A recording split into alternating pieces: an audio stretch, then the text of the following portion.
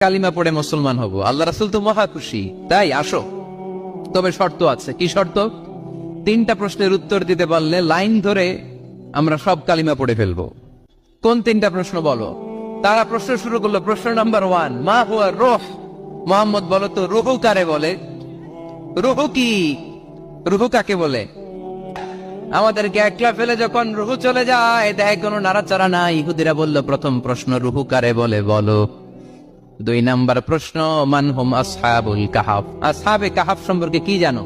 কি জানো বলো। গুহাবাসী, গুহাবাসীদের সম্পর্কে কি জানো? অনেক আগে তারা এসেছিল পৃথিবীতে।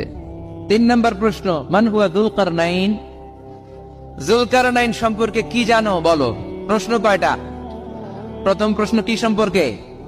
রূহ। দ্বিতীয় প্রশ্ন আসহাবে কাহাফ। তৃতীয় প্রশ্ন যুলকারনাইন। আল্লাহ রাসূল সাল্লাল্লাহু আলাইহি ওয়াসাল্লাম বললেন, গাদা